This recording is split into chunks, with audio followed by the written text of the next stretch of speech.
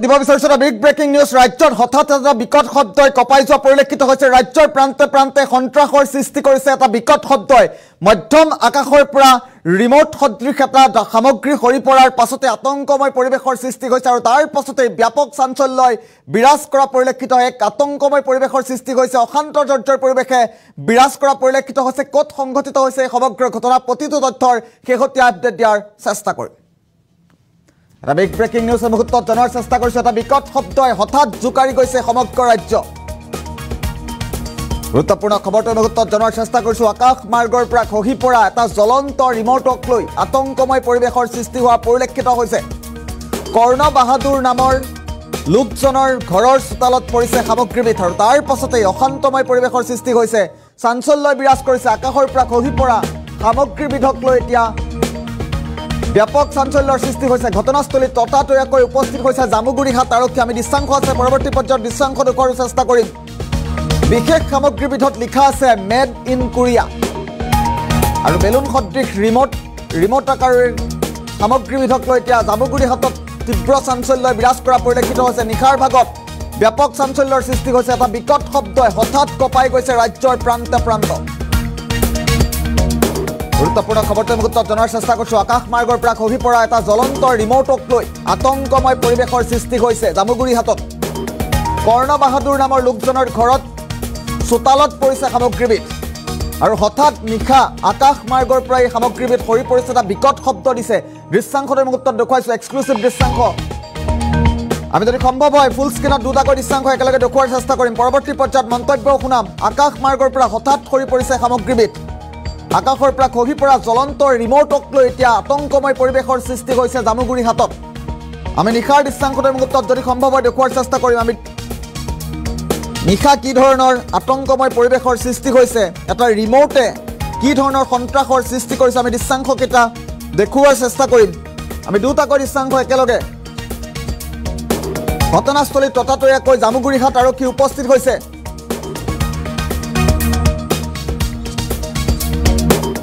বিশেষ সামগ্ৰীবিধত লিখা আছে মেড ইন কোৰিয়া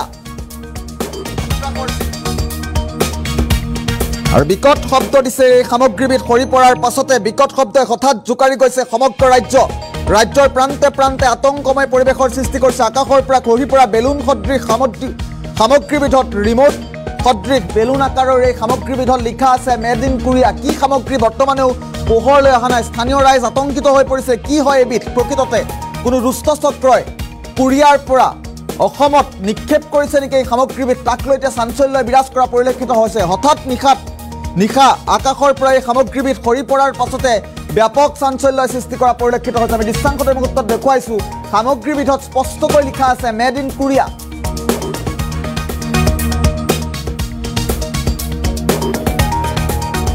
উজনি অসমত এটা বিকট শব্দই কঁপাই গৈছে উজনি অসম কঁপাই গৈছে এটা বিকট শব্দই আকাশৰ পৰা খহি পৰা জ্বলন্ত ৰিমোট সদৃশ এটা সামগ্ৰীক লৈ এতিয়া ব্যাপক চাঞ্চল্যই বিৰাজ কৰা পৰিলক্ষিত হৈছে নিশাৰ ভাগত কোনে কি ৰহস্য কোনে কি পৰিকল্পনাৰে এই সামগ্ৰীবিধ অসমলৈ পঠাইছে মেড ইন কোৰিয়া যিহেতু তাত স্পষ্টকৈ উল্লেখ কৰা আছে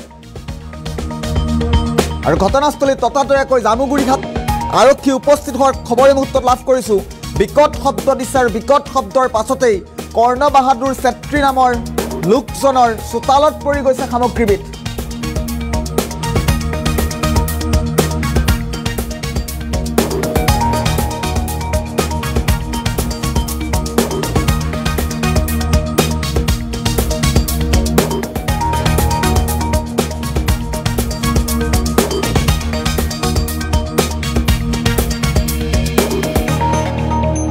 পুনৰবাৰ জনাইছো এটা খুবেই গুৰুত্বপূৰ্ণ খবৰ জামুগুৰিহাটত চাঞ্চল্যৰ সৃষ্টি কৰিছে এটা বিকট শব্দই হঠাৎ কঁপাই গৈছে উজনি অসমৰ প্ৰান্তে প্ৰান্তে বিশেষকৈ জামুগুৰিহাটত সন্ত্ৰাসৰ সৃষ্টি কৰিছে এই সামগ্ৰীবিধে আকাশৰ পৰা বেলুন সদৃশ এই সামগ্ৰীবিধ সৰি পৰিছে কৰ্ণ বাহাদুৰ চেত্ৰী নামৰ লোকজনৰ বাসগৃহত আৰু তাৰ পাছতে চাঞ্চল্যৰ সৃষ্টি কৰা পৰিলক্ষিত হৈছে আমি মন্তব্য আহিছে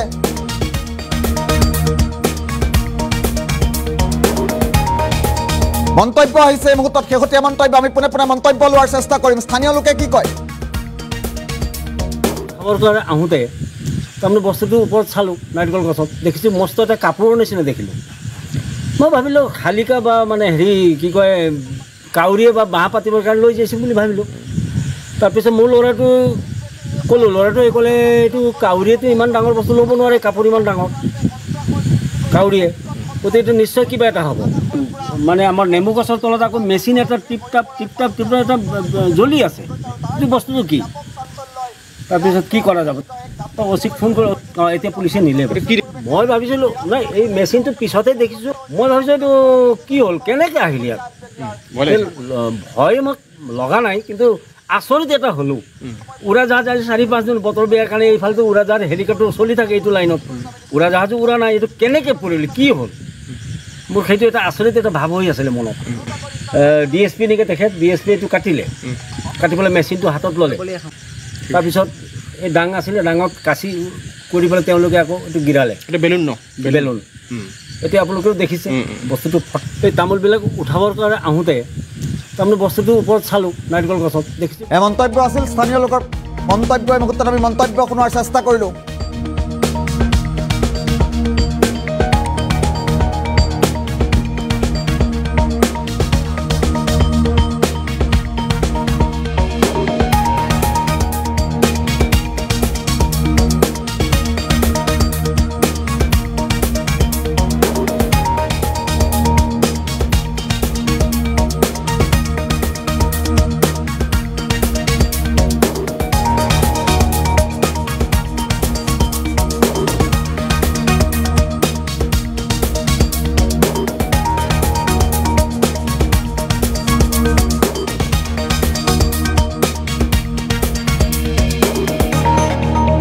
এই তামোলবিলাক উঠাবৰ কাৰণে আহোঁতে তাৰমানে বস্তুটো ওপৰত চালোঁ, নাৰিকল গছত দেখিছোঁ মস্ত এটা কাপোৰৰ নিচিনা দেখিলোঁ।